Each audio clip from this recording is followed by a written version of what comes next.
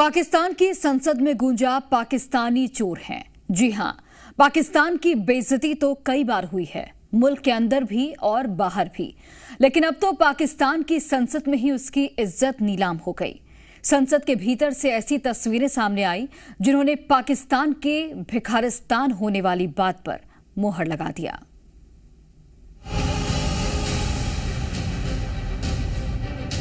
ये किसी के पैसे गिर गए, पैसे इतने नहीं है जितने लोगों के हाथ खड़े, ये तो सारे हाउस के हाथ खड़े हो गए। ये पाकिस्तान की संसद है। इसी संसद के भीतर पाकिस्तान की जनता की ओर से चुने हुए सांसदों ने अपनी लाइव बेइज्जती कराई है। ऐसी बेइज्जती जिसका ऐलान खुद स्पीकर ने भरी संसद में किया। वो ऐलान आपको भी सुनवाएंगे, लेकिन पाकिस्तानी संसद में हुआ क्या, पहले वो समझिए। दरअसल पाकिस्तान की संसद में जमीन पर किसी के कुछ नोट गिर गए। जमीन पर गिरे वो नोट स्पीकर तक पहुंचाए गए। स्पीकर ने हाथ में नोट लेकर सांसदों से पूछा, ये नोट किसके हैं? जवाब में 10 से 15 सांसदों ने हाथ उठा दिए और नोट अपने होने का दावा कर दिया। इस दावे पर स्पीकर ने कैसे चुटकी ली, अब वो सुन लीजिए। यहाँ आने से पहले किसी के ये पैसे गिर गए, यहाँ ये किसी के पैसे गिर गए, ये तो 10-12 हाथ खड़े हो गए। पैसे इतने नहीं है जितने लोगों के हाथ खड़े, ये तो सारे हाउस के हाथ खड़े हो गए। पाकिस्तान के आर्थिक हालात किसी से छिपे नहीं हैं। दुनिया से कर्ज ले लेकर उसकी दाल रोटी चल रही है। ऐसे में मुफ्त के पैसे मिलने की आस जगी तो पाकिस्तानी सांसदों ने मौके पर चौका लगाने की पुरजोर कोशिश की। ये अलग बात है कि उनकी इस हरकत पर अब पाकिस्तान की आवाम चुटकी ले रही है। हमारे पास किसी चीज़ की कुदरती तौर पे कमी नहीं है।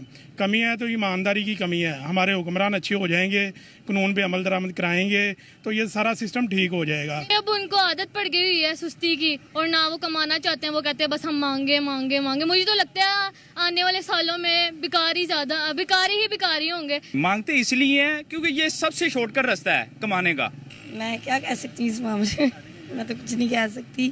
पर हाल ये कोई अच्छी बात नहीं कि हमारे मुल्क का नाम बदनाम हो रहा है इस तरह। ये तो अच्छी बात है। पाकिस्तान जिंदाबाद। भिखारी जो है वो हमारी शान है, हमारी मान है, हमारा गुरूर है कि हमारे पाकिस्तान में भिखारी हैं। सियासतदान भी सबसे बड़े भिखारी हैं। वो जिधर है ना, यूट्यूब पे सर्च मारे भिखारी, वो पहले जो है ना वजीर आजम आ जाता है हमारा। इस बीच भिखारिस्तान को एक बार फिर खैरात मिली है। अंतर्राष्ट्रीय मुद्रा कोष यानी IMF ने पाकिस्तान को 10,000 करोड़ रुपए का नया लोन दिया है।